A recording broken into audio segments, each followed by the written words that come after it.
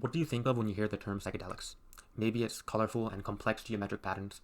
Maybe it's Timothy Leary and Aldous Huxley, who were some of the foremost scientific researchers of psychedelics in the 20th century.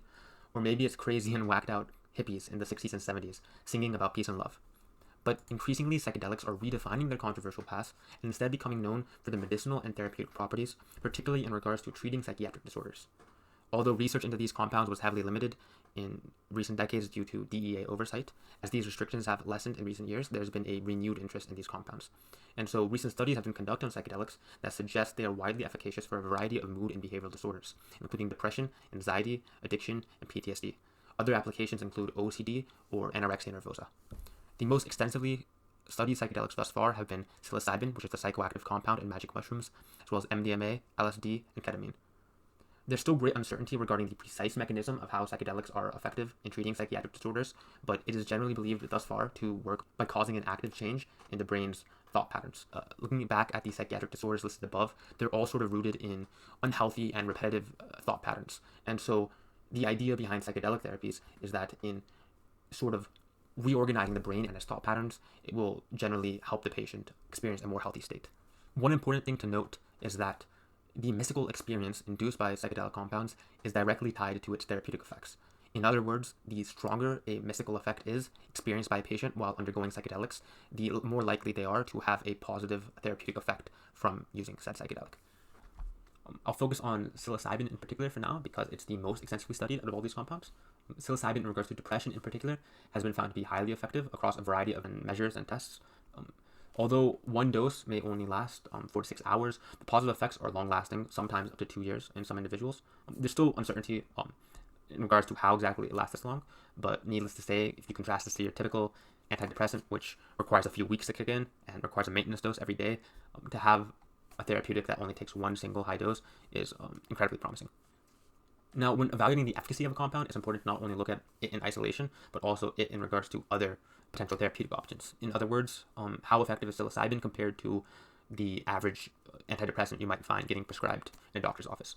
So one study looked at such a comparison, comparing psilocybin to Lexapro, which is a commonly prescribed antidepressant, and it found it to be at least as effective or potentially even more effective than Lexapro. So once again, incredibly promising for the use of psilocybin in depression.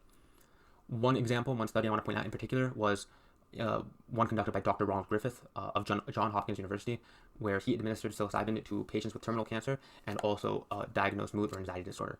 So this is a pretty wacky study idea already. He's taking patients with that are likely to die soon of terminal cancer. They're also mentally ill, and he's giving them a bunch of psychedelics and asking what happens. I'm amazed that got past a ethics committee, but it did. And well, the results speak for themselves. Approximately 80% saw a measurable reduction in depression or anxiety after 6 months of a high-dose psilocybin session. Also, depressive and anxious symptoms were reduced across the board by approximately 60%, and patients saw a general reduction in death anxiety, an increase in spirituality, optimism, and quality of life. I want to point out this study in particular because not only is it really wacky, but also no other psychiatric drug could have possibly accomplished any of these alone. But psilocybin has accomplished all of this together, which is incredibly impressive. Another potential application of psilocybin is in regards to addiction. And so one of the most notorious and common addictions in America is cigarette smoking.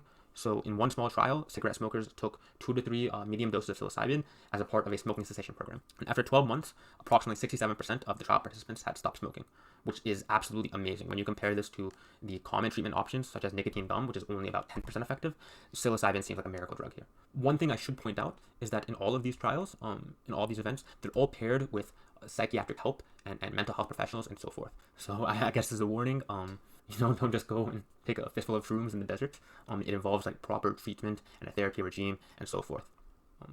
So the big picture is psychedelics, and psilocybin in particular, have been immensely efficacious in regards to several different psychiatric disorders.